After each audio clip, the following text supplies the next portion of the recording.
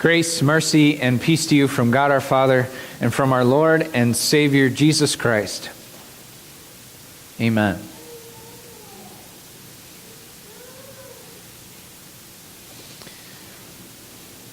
Are you going to get the garage clean today? Yeah, I'll get to it.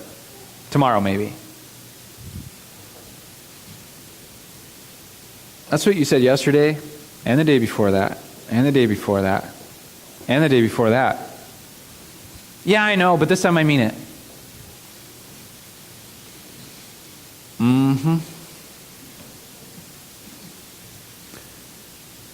Have you had that conversation before? Every day, maybe? Was that out loud with someone else, or was that in your head? I have that conversation a lot with myself.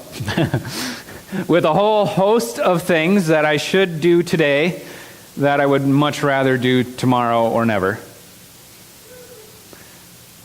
And I know that's true of you too.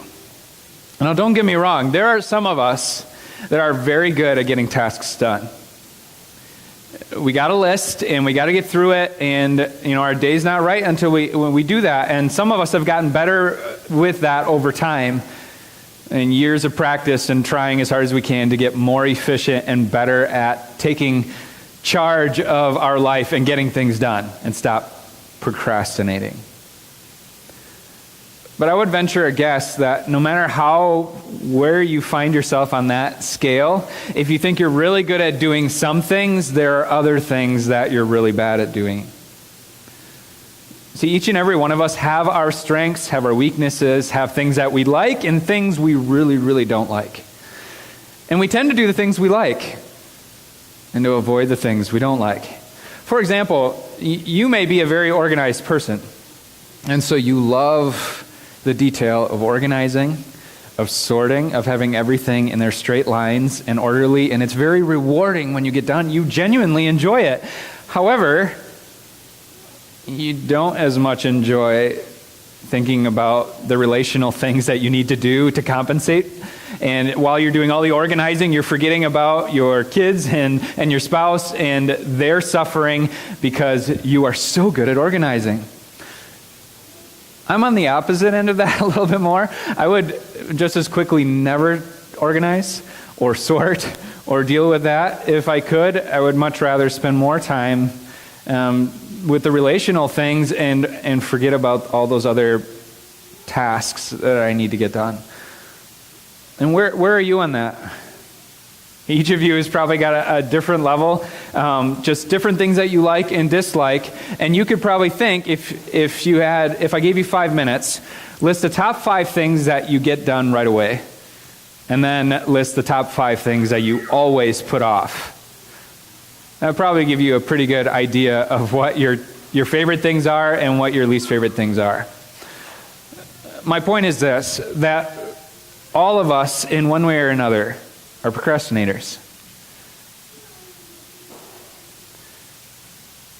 And that's universal, and that's part of our sinful human nature. There's things that we don't enjoy doing, and we don't like pain, or we don't like work all the time, and so we avoid those things. There's a couple things, though, that are also universal that we can't procrastinate. There are some things that every human being in this world like to put off because we don't enjoy it as much, that it's painful. And it takes us taking a hard look at ourselves and us prioritizing someone other than ourselves. Both of those things that can be quite hard. Today, and the reason I bring up this procrastination is because today we end our series on the kingdom of heaven now and forever. And we've had this wonderful opportunity to look through Revelation and see a lot of the beautiful glimpses into heaven and what that's going to look like. The reality that Jesus has won for us by his suffering and death.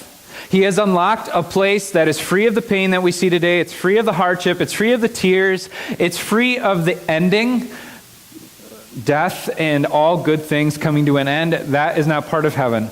all of these beautiful things we see in heaven, chief among those being that we can dwell in the presence of God forever. The person, the being that is goodness. That is what is waiting for all those who put their hope in the Lord. And it's a beautiful place that we've been looking forward to, that I know you look forward to. And when you're scared, that is a beautiful thing to think about to help you from the darkness of this world and today. But as we've been looking at that, Jesus wraps up this book of Revelations as he's giving us these teasers of what's to come to give us hope. He also gives us some pretty serious last words because he wants us to be prepared. He wants us to stop procrastinating things that cannot be put off till tomorrow, that need to be dealt with today. There's two things that I would like to focus on today. I mean, as we said, there's things that we all procrastinate and that we'll be working on for the rest of our lives. But let's take these two things from Jesus today that we can think, today I need to work on these things. Today I need to be prepared for the beginning and the end. So the first thing that Jesus is directly telling us that we cannot procrastinate. We can't just put off because we don't want to deal with it today. We're a little too tired. We're lazy. We're becoming permanent residents on our couch or whatever it is. This we cannot put off. And the first thing he tells us to do is to prepare ourselves. Let's look at our text and see how it tells us to do that. And so our first verse of our text says, "Look, I am coming soon, and my reward is with me to repay each one according to what he has done." I don't know about you, but that verse is very scary to me. Because anytime I think of God bringing a reward to me for what I have done, that is not a good reward. Because I know that I am not perfect. I know that I have done a lot of things that deserve punishment. I don't deserve a reward from God for my behavior. For the times that I've failed my spouse, that I've failed my kids, that I've failed my parents, that I've failed you, that I failed others that I didn't even realize I was failing because I was not thinking about being a Christian and showing the fact that I am loved by Christ. I was busier thinking about how I could save face. And I could take care of myself, and I could be afraid, and I could hide. And so when I think of Jesus coming and bringing a reward for what I have done, that's a scary thought to me. And I know that it can be scary for you too. And this is why. Not because I keep a personal record of each of you in the office over there. I looked you up, I called the police station, and they gave me your record, let me know of all the things you've done, or got a direct line with God, and he told me the things that you never told anybody. But I know that you are a sinner like me. And I know what the Bible says, that no one is righteous, not even one. And so when I see a verse like this, I know it applies not only to me, but to everyone in this room and everyone out there. That if Jesus would come and judge us strictly based on what we have done, we would be found wanting and we would deserve hell. And that's not a fake thing. That is a very real place where the heaven that we've been talking about is not the reality. Instead, it's a place with an absence of God.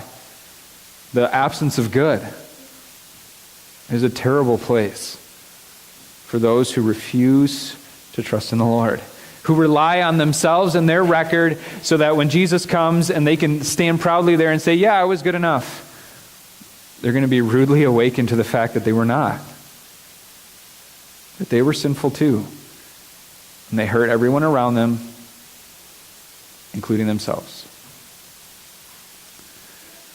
Okay, so how do we prepare ourselves then? If we can't be good enough and each and every one of us has already fallen too far from perfection, what can we do?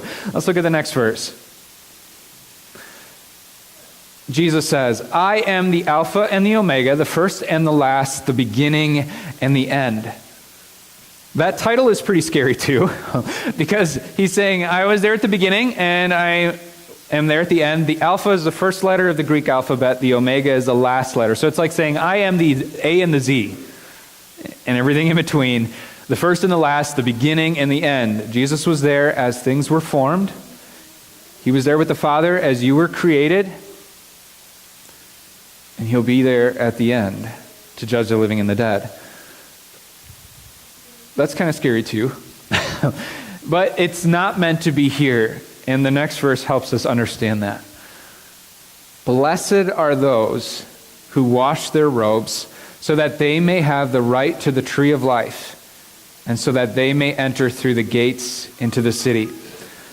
The one with that name, the Alpha and the Omega, the first and the last, the beginning and the end, died. He died the death that you deserve. And not just the one-time death, but that second death the Scripture talks about, the eternal death that is hell. The Alpha and the Omega, the one with the name above all names, God himself, died.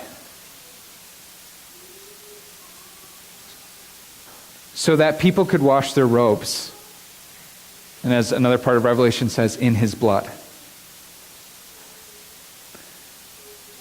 The King of heaven and earth, the one who helped create the world, who rules all things on high, who has all power, who could wipe us out with the snap of his finger, hasn't.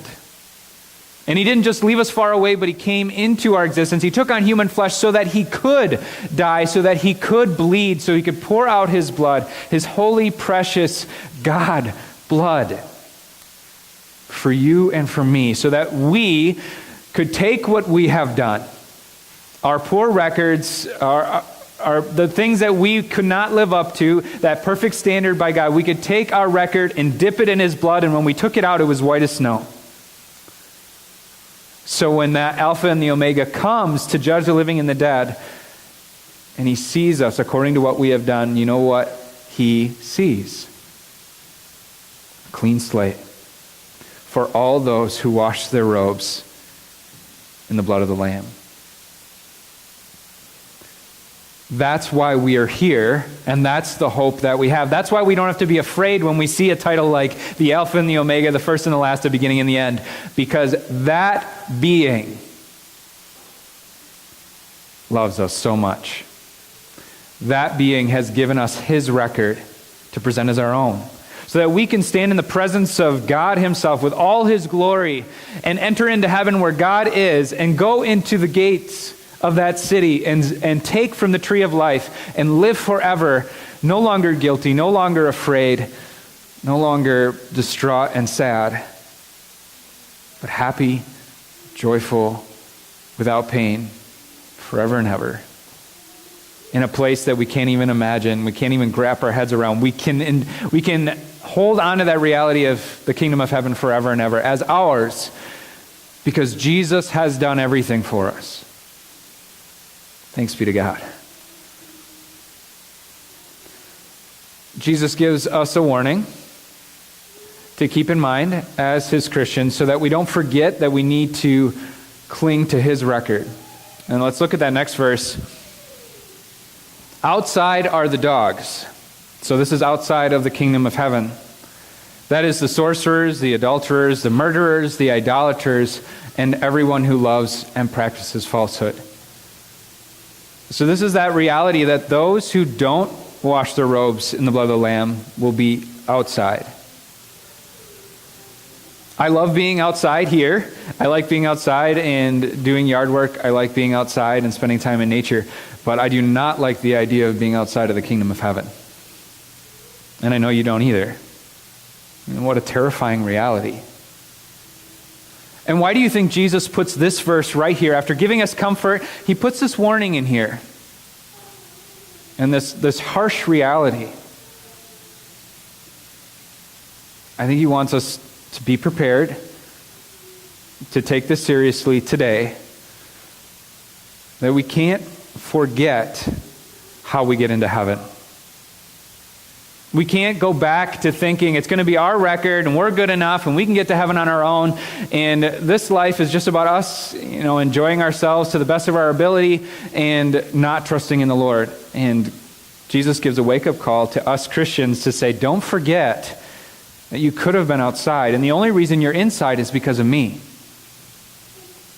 So that means today you need to prepare yourself in the sense that you can't sit here and be one of these and love and practice falsehood. If you think you can just sit there and love sin, like that's not going to hurt you, that's not going to help you forget me and stop relying on me, you're sadly mistaken. And remember how Jesus defines a lot of these. He doesn't just say that it's the adulterers who have gone out and slept with someone, or the murderers who have gone out and killed someone with a knife, but anyone who hates his neighbor, anyone who has lustful thoughts about someone else. In any way that we're framing our mind outside of the gift of marriage as God has given it between a man and a woman, that we are pleasing ourselves with images or in secret or whatever it is, or just having sexual fantasies, or we're thinking about how we can hurt the people around us because we're just so sick of them and we genuinely want to hurt them, but we're not brave enough to do it. Yeah, Jesus says that's not okay.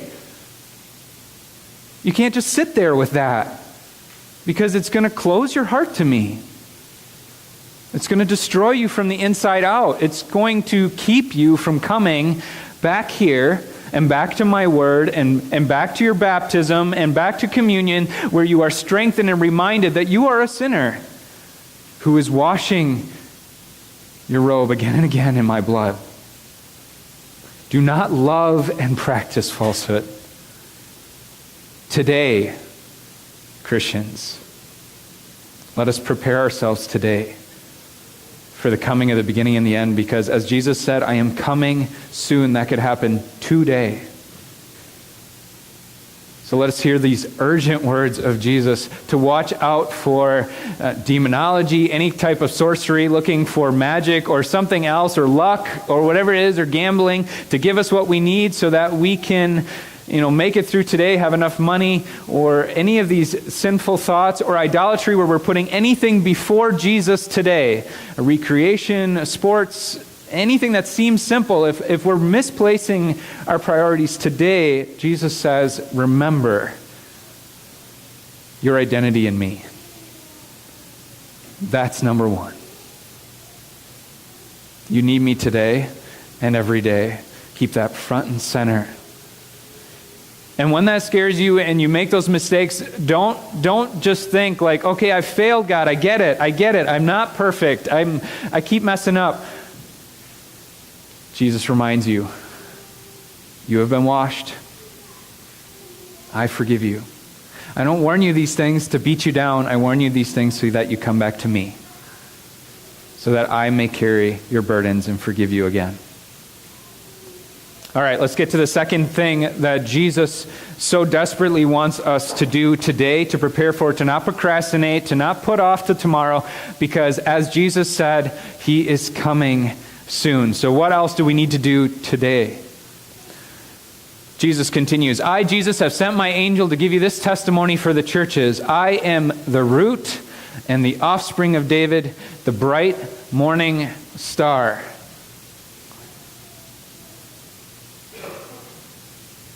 Click it one more time, Chuck. Thank you. The Spirit and the bride say, come. And let the one who hears this say, come. And let the one who is thirsty come. Let the one who wants the water of life take it as a gift. So what else is Jesus telling us to do today and not procrastinate? He declares who he is. He says, I am the root, I am the offspring, I am the morning star, I am the one who provides life. So what do you need to do today? The Spirit that we just heard about coming to those disciples gave them the courage to speak and to proclaim the name of God. And the bride, that's his church, that's you. Say, come. And let the one who hears this, who's reading these words, tell people to come. And let the one who is thirsty come. So what is Jesus saying here? You got to tell people about this. You got to tell them that the end is coming, that I'm about to return, and that there is such a thing as the water of life. There is such a thing as the tree of life. There is a heaven, a place where they will be remade and sanctified through my blood. You got to tell people about this, because I could come today. There's no time to waste. So that second thing that God tells us not to procrastinate is that we prepare our neighbors today. Paul wrote it like this in Romans. How can they believe in the one of whom they have not heard? And how can they hear without someone preaching to them? And how can anyone preach unless they are sent? As it is written, how beautiful are the feet of those who bring good news. Consequently, faith comes from hearing the message, and the message is heard through the word of Christ. So how can you prepare your neighbors? Say, come. Come and hear it. Come and hear the words of God. It brings great comfort to me. And you can even say to your neighbors, I'm not perfect. I don't have a great record. And if God would come today and he asked me to say, why should I let you into heaven? I'm not going to say because I'm good enough.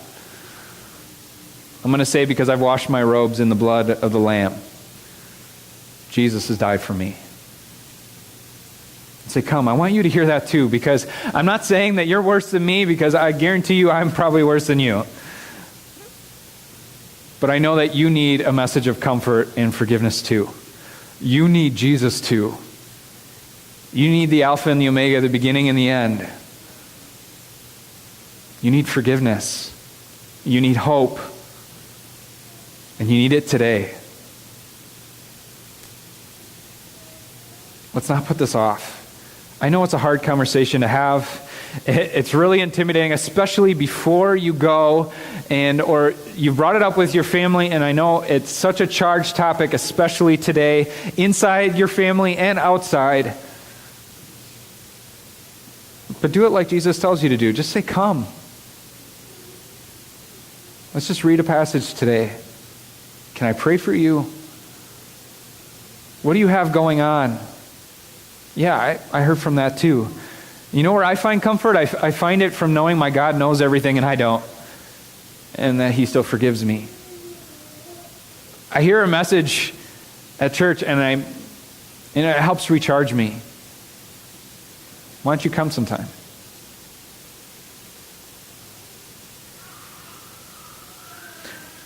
Let's prepare ourselves for the beginning and the end today. So procrastinators, fellow procrastinators like me, like I said, you each got 5 things that you know full well that you need to start working on at home and stop procrastinating. But today, from God's word, I want you to hear very clearly these words of urgency for you. Prepare yourself for Jesus, the beginning and the end, to come today. Don't hold on to your sin. Don't think it's not a big deal. Confess your sin and then wash your robes again in the blood of the Lamb. Be free of it. Embrace his forgiveness today and be prepared. And tell your neighbors. Speak. I know it's hard. I know it's scary, but trust in the Lord to work through you and to do what you know you can't.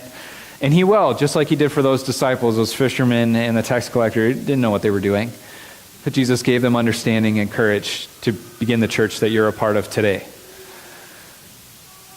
And then we'll be able to say, like John, back to Jesus. So the one who testified, Jesus is speaking. The one who testifies about these things says, yes, I am coming soon. Let's confidently respond to Jesus. Amen. Come, Lord Jesus. Amen. Please rise.